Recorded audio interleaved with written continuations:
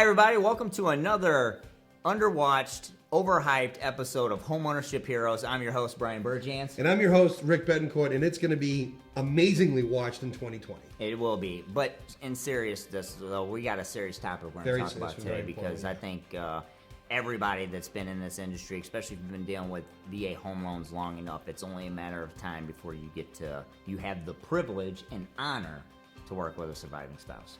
Yeah, working with the Gold Star families is, for me, and I always get emotional when I talk about it anyways, but that to me is we go on lockdown as a team when we're working with a Gold Star. I mean, we are at our most hyper vigilant as a team to help that family out. So, and it's important. I think a lot of our Gold Stars do not know this particular piece. They've dealt with so much already, and that there's not enough information out there to how do I do this? It's already a very traumatic experience. Yeah.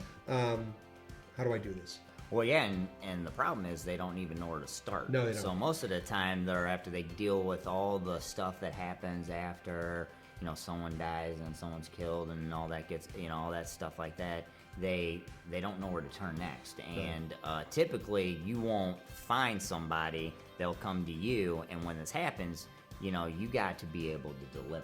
And I've also worked. I've had the honor of working with a few dozen Gold Stars up in our area, and even the resources available to those families federally don't have information on how to access the surviving spouse benefits. And first and foremost, it's really for those that the death was the result of a service-related injury or activity. Unfortunately, if you are a spouse of a veteran who just unfortunately passed away, maybe it was a heart attack or maybe it was an unfortunate accident, that it wasn't service related, then unfortunately you're not going to have access to the surviving spouse VA home loan benefit. But if the unfortunate situation occurred where it was a passing related to service, then that's something that we're here to help you with. Yeah, this is very important to make sure you're working with a legit subject matter expert when it comes to this process.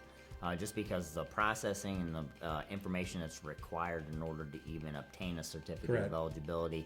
And then we've even had it before where, the surviving spouse wasn't even in receipt of DIC income yet. Not yet. Yeah. And so you have to be willing to incubate this loan for, 3 or 4 months until that process kind of follows through, and then you go to your normal processes of getting a certificate of eligibility. So I would say that anytime working with a surviving spouse, number one, you need to be very patient because there's a lot of stuff that's required on your part to process this thing. You got to be compassionate.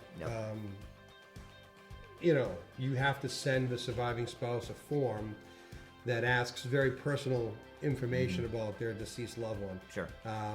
And that, depending whether it doesn't matter if that individual has been passed for 3 weeks or it's been 30 years. It still brings up emotions all the time. Yeah.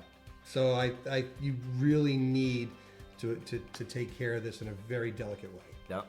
So, hey, listen, if you have any questions about this, because I'm sure we didn't probably hit on everything like we could. This is a very long, this could have took hours, but really we're here to help. So you can reach us at military@caliberhomeloans.com, and the only silly question is not the question that's ever asked. So Correct. Just make sure you reach out to us. We're more than happy to guide you through this process, no matter where you work or where you're at.